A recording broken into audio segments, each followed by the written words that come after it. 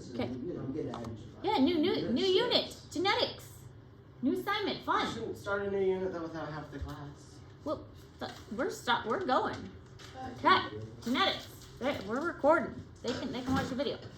All right. Blended inheritance. This new unit is on genetics. I really like genetics. You're gonna learn a lot about my family in this unit because I have 5 siblings to compare. Well, no, 4 siblings. I am one of 5. So I like to use my family as an example because I can talk about my mom and dad and then look at how their genetics transferred to me and my siblings. And then I can look at my children because I have 4 children and how that transferred to them. So it's kind of fun to talk about those passing on of traits and how that has passed on. So those comparisons are interesting. Within this unit, we will have several labs and there will be genetic problems. There are actually 3 sets of genetic problems. What I do is I give you all 3 sets of genetic problems up front. There's genetic problems 1, 2, and 3, and that's kind of how they're labeled, 1, 2, and 3, and they get progressively harder. So even though I give you all 3 sets of genetic problems and they're all due at the same time, it's best to work on them 1, 2, and 3 in that order because they get harder as you go. Probably. Yes. That's a crazy type of Kind of. You do like Punnett squares. They're kind of like word problems. We'll figure it out. I'll teach you. I'm gonna teach you. So that's what I do. I'm a teacher. I teach you. That's what we do here. So teach you. So anyways, blending of inheritance is what genetics is. And on your next test there will be genetic problems on your test. So the Punnett squares, yeah. Your next test, I don't think it's any harder than your previous test, but it tends to take a little bit longer because of the genetic problems that are on it. So the genetic problems that are on your test are the same ones that you will have on your genetic practice sheets. So they're the same questions that you have seen before. I just take them from your practice ones and put them on the test so they're the same. So I also try and make sure to get those graded and back to you so you can see what you missed. All right, anyways, with genetics, it's a blending of inheritance.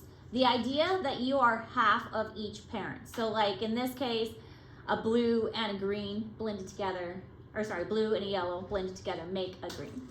You get half your traits from each parent. And we were learning about this with meiosis. Meiosis was kind of setting the stage for this. 23 chromosomes from each parent. Now, this was kind of a 19th century idea, but where this kind of got tricky is it failed to explain how some traits disappear for several generations and then just suddenly like reappear magically later on. Charles Darwin had trouble kind of accepting that as well. He's like, okay, well, we had this trait that we saw, several generations back, and then oops, here it is again. How do you explain this? And how do you explain that, somebody had ginger hair way back, like 3 generations, your great-great-great-grandfather had ginger hair, and now we didn't see that trait, and now suddenly, like, this child has, red hair again. Where did that come from? But genetics can explain that and does explain that. So Darwin didn't really accept that, but also this kind of idea of genetics came after Darwin's time. So this guy named Gregor Mendel, now he is considered the father of genetics. He was brilliant and his work was fantastic. He was an Austrian monk and he started his work with pea plants. He was in charge of the garden at his monastery, and he started doing these experiments with these pea plants. And just like Darwin had his finches and he looked at his finches, Mendel had his pea plants, and he did the work that he did is phenomenal. And the fact that he was able to do this and just figure it out and start like the curiosity and the putting this information together is just absolutely amazing. He kept detailed records of how these things were passed down, and he began to figure out how traits are passed down from one generation to the next. And it turns out that pea plants were actually an amazing model for genetics. Yes. Isn't it a half and half thing kind of not true since more traits can be more aggressive from child to parent? We're gonna get to that. It's called dominant versus recessive. It's 50%, but because you get 50% of your genes right there, it's 50% of your that. But like, yeah, you're right. Because like, I look more like my dad, but I act more like my mom. But yeah, it's You don't get. you do get 50% from each parent. You get 23 from mom, 23 from dad. But there are dominant traits and there are recessive traits. And that's where you get some traits that make you look more like one parent versus some traits that make you look less like another. And we'll get into the dominant versus recessive in a little bit. And so that'll all start making sense as we get more into it. But yes, that's why, like, if you looked at my children, there's no doubt that my children are siblings. Even my daughter, they all look just alike. And everybody who sees my daughter, they're like, my goodness, your daughter looks just like you. So there is no doubt that if you look at baby pictures of my kids, I cannot tell my sons apart. I cannot tell my sons apart. And I'm supposed to be able to, I'm their mother. But my sons all look identical. The only way I can tell which is my youngest son is because my youngest son has blue eyes. And my older two sons have brownish hazel eyes. But, I mean, it's all based on genetics. And as we get more into it, it's going to start making more sense. This eggs, do I look like Cayenne? Some siblings look closer than others. The genetics in my children were just really strong. I mean, again, if you see my kids side by side, they really do look a lot alike. But if you see me and my siblings, and I'll show you a picture. The picture I took of me and my siblings at Christmas time, we look nothing alike. Like my siblings and I have 3 younger brothers and an older sister. My sister and I, nothing alike. And like I said, I'll show you the picture of us from Christmas after this. We don't look anything alike. We did look a lot alike when we were younger, but I'll show you a picture. I don't think like Kylie and I look like I think you and Cayenne do look similar. I have like more of a jawline than she does though. Like, I don't look. I think you two do look similar. But if I show you, and I will after notes, my sister and I do not look alike at all. And then my 3 brothers, I do look a little bit like one of my brothers. But anyway, back to Mendel. Mendel had these pea plants, and it turned out that pea plants were actually a really good model for genetics. So with pea plants, they are self-fertilizing, which means that the flowers have both male and female parts.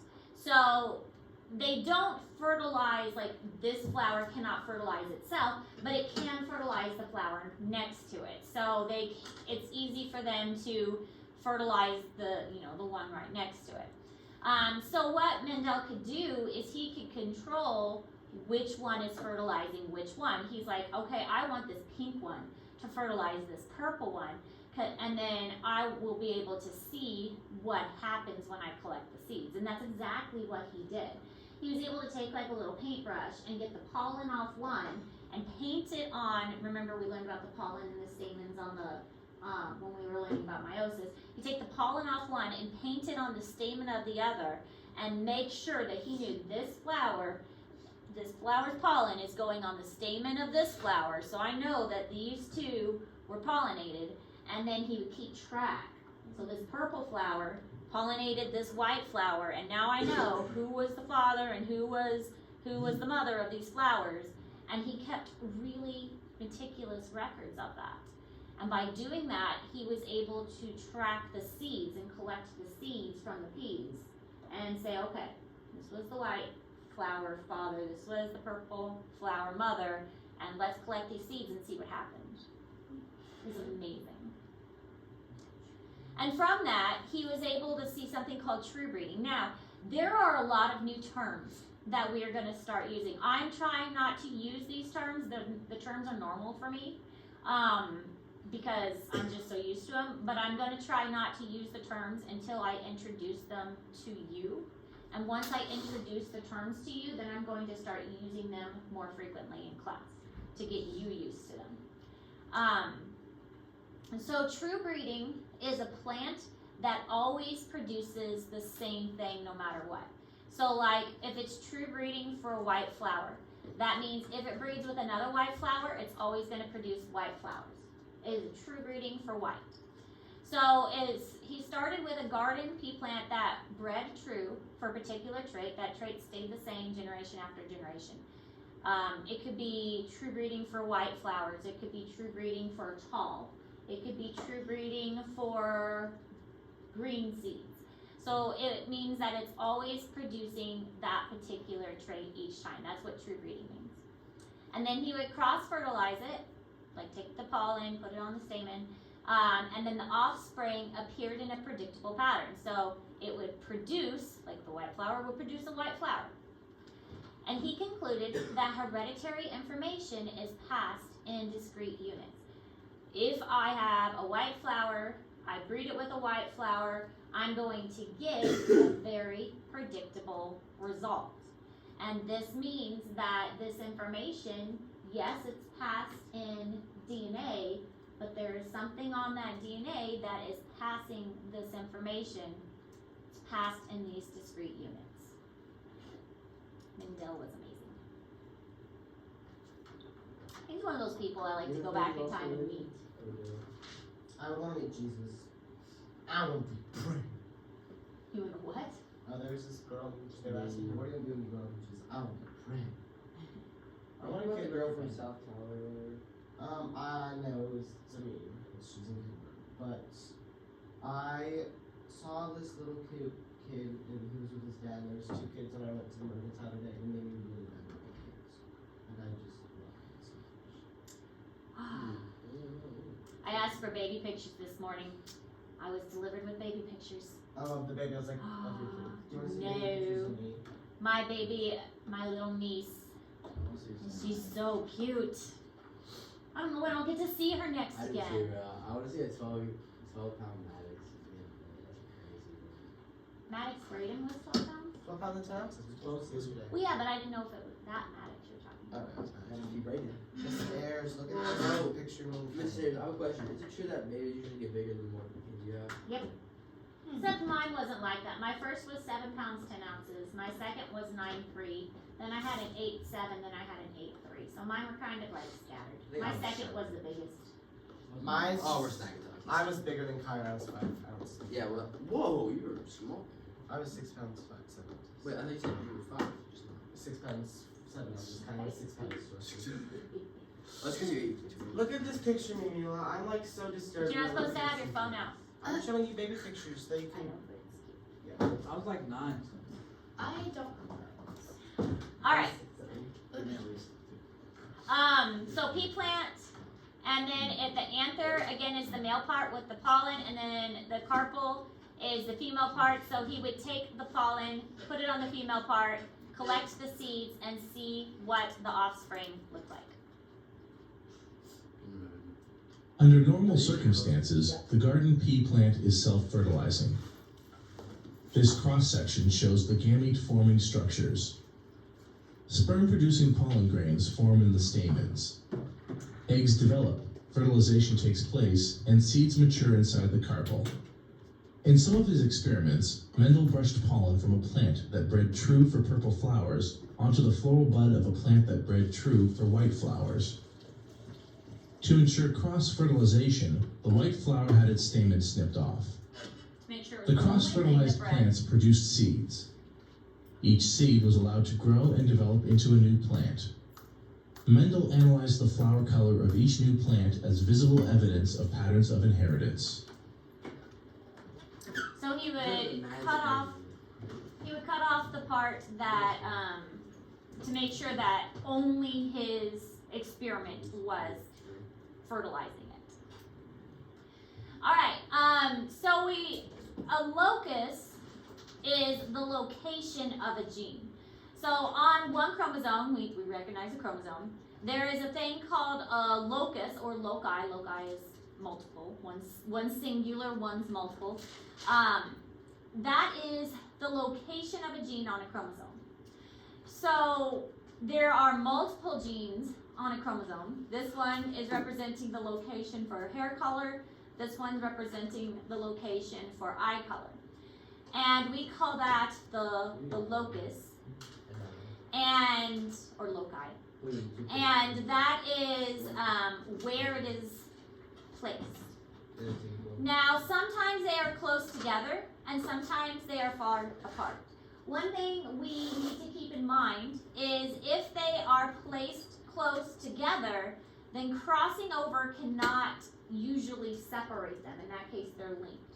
These two are obviously far apart, so crossing over can take place in here, and they can become separated later on. But if there's like another one right here, then crossing over will probably not take place because they'd be very close, and they would be linked together as a trait.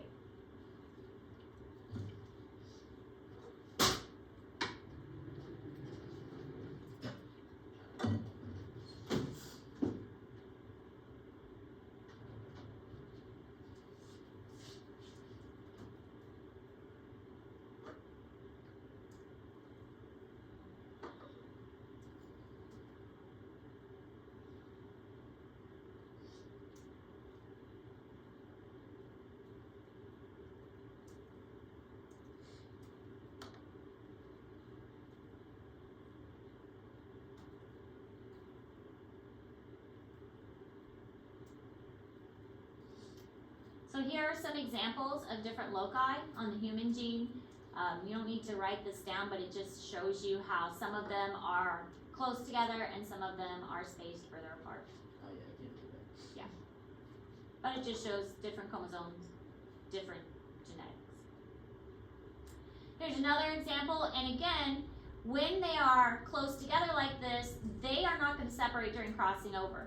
Crossing over could take place here, crossing over could take place here, crossing over not going to take place between these three. So that's a significant idea, that these are most likely always going to travel together, these three, because they are so closely together. It's called a linkage group. These might not, because they're spaced further apart. And then this one would be one parent, this would be another parent, so there are homologous chromosomes, like we learned about in meiosis. All right, so a gene versus an allele. We mentioned this before, so hopefully these terms are not terribly new. A gene is a unit of hereditary information that's passed from a parent to offspring, and an allele is an alternative form of a gene. So a gene is hair color, okay? You have a gene for hair color, but your allele is like black hair, brown hair, blonde hair. That is the allele. Your gene is eye color. Your allele is blue eyes, brown eyes, green eyes. That's the allele.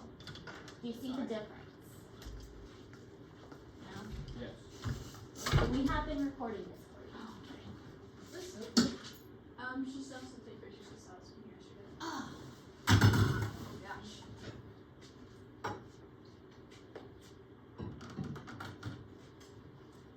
So a gene is the trait, and allele is the specific form of that trait.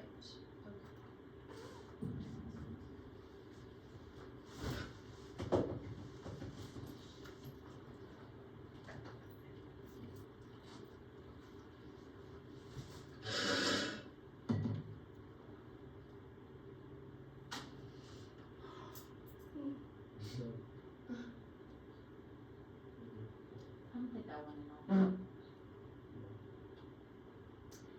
Now we go into dominant and recessive. Dominant traits or alleles, dominant alleles, are ones that are shown more often in the population, and they also hide the recessive traits. Recessive traits are ones that are not as common in the population, and they are overshadowed by the dominant traits. When we are writing them out for on the board in Punnett squares, the dominant ones are represented by an uppercase letter, and the recessive are represented by a lowercase letter. When we do our genetic problems, oftentimes you can pick the letter. Sometimes the genetic problems give you the letter. I highly suggest picking a letter that is different from an uppercase. Like for instance, I would not use the letter S because a big S and a little s look the same. Okay? That looks the same, and that would get confusing. I would also not pick a big P and a little p because they also look the same. Okay, pick something like A's. Big A and little a look different from each other. Big Q, little Q. Okay, yes, pick something that looks different from each other.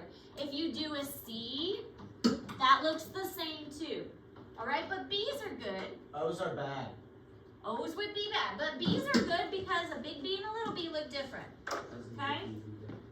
So when you have the option to pick a letter, pick one that actually looks different, not that looks the same.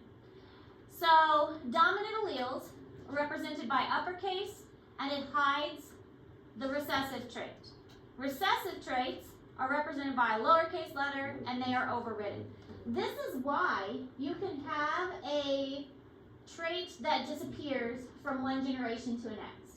The thing is the road. Because the recessive trait can be hidden, and it will reappear later on.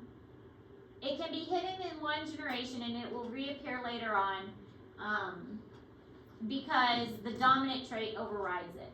So a great example of this is why my children, I have 4 children, 3 of my children have dark eyes, and 1 of my children has light eyes, because the light eyes is a recessive trait, and the dark eyes is a dominant trait.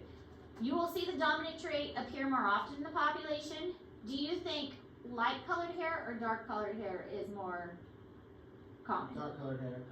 Dark colored hair is more common, so that's a dominant trait. Light colored hair is more recessive, so it's not as common. Isn't like, if you have like extra toes or something, isn't that a more dominant trait? Even though not many people have it. Like if you have like 6 toes, your kid's going to have 6 toes. Honestly, I don't remember. Sophie, we've been recording the notes. So Doesn't hurt. That was a crappy thing. alright, so homozygous dominant. Now, homozygous dominant, when we put the 2 words together, it means we have 2 of the same. So big H and big H is homozygous dominant. Little h, that's homozygous recessive, because we have 2 little h's. That's homozygous because we have 2 of them, recessive. Homozygous dominant, it means we have 2 of the big h's. Alright, so here is what I was explaining. Homozygous dominant, big H, or big A, or little a. Heterozygous means we have a big and a little. Okay, so this is heterozygous. So homozygous dominant is this. Homozygous recessive is this one. Heterozygous means we have a big and a little. Does that make sense? Yeah. Heterozygous, homozygous dominant, homozygous recessive, heterozygous. Big's always first. Usually, when we write it out. Yeah. Usually. I mean, if you wrote it the other way, it wouldn't be wrong. It wouldn't be wrong if you wrote it the other way, but typically just to kind of keep it all organized, we put the big letter first. Now, a hybrid is a heterozygous. So a heterozygous is considered a hybrid. And usually we get the hybrid when we cross 2 homozygous. And this is where that Punnett square comes in. We will learn the Punnett square. Brody comes to the office. We will learn the Punnett square. And you guys said you've done these. Yeah, they're really easy. Yeah. That was like 7th grade. Yeah. Just 8. Yeah, that was Kid, right. So we have homozygous recessive. Yes. Yeah. Yes. Homozygous dominant. Yes. This is from one parent. Let's say this is mom. This is dad. Okay? So then, this comes over here. This comes over here. This one here. this one here, right? This comes down here. This one here. This comes here. Okay? So if dad is homozygous dominant and mom is homozygous recessive, all of the children are heterozygous. And that's what this is saying right here. Saying that all the children would be heterozygous. If there was one homozygous and one heterozygous and a homozygous dominant, then there would be an AA and then an AA and an AA and an AA. Okay, that made no sense because you just said A's. Everybody right, B. If you do ABs, then that is what we would call a dihybrid cross. We will do those, but we are not ready for them yet. Yes, we are. I'm been ready. I will teach you dihybrid crosses, but I will get there. But we're not ready for them quite yet. So with this, would you just say there's a 50% chance of this and 50% chance of this, but because Correct. it's dominant, Yes. you would just say 50% chance of a homozygous dominant and 50% chance of a heterozygous. And so then the next kid would have AA, and then let's say that they do this, and they would have. And so they have 25% chance of this, 50% chance of this, and 25% chance of this, and so. A 1 to so the 2 to kid- 1 ratio. Then I would get this one, let's say, that would mean that they have like blonde hair, this would mean brown hair, and like, that's what you just pass on to your kids, and that's brown hair. Well, there'd be 3 brown hair in that case and 1 blonde hair. And then there's like a 25% chance that they would get that. Yep, that's a simple Punnett square. Yeah, but then there's like the ones that are like 9 numbers, which would be hard. 16 square, yes, and we're gonna learn how to do those too. Not yet, we'll get there. Alright, so homozygous, heterozygous. Homozygous, dominant, homozygous, recessive. So I'm gonna start using the words now that I've introduced the words to get you used to them. Heterozygous, heterozygous. Okay, so then there's these things called genotype versus phenotype. A genotype is the genetic representation. So this is a genotype, big A, little a. This is genotype, okay? Genotype, think genetic. Genotype, genetic. Phenotype is physical, what it physically looks like, okay?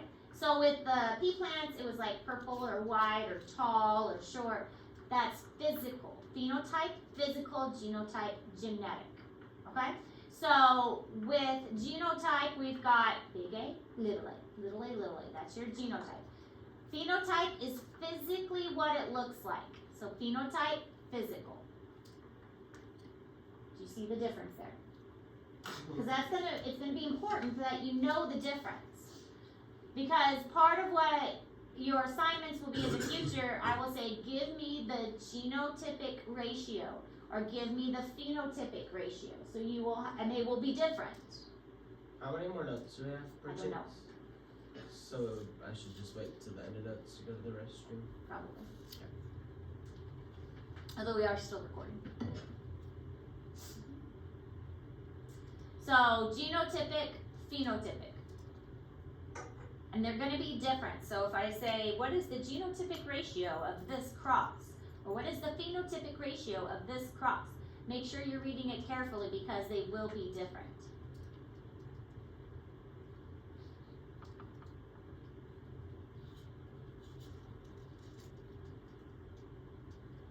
Phenotype is physically what it looks like.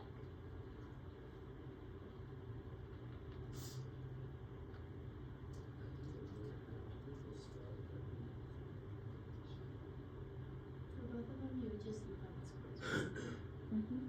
Yeah, you do a Punnett square, but the Punnett square reads differently, depending on what the question's asking.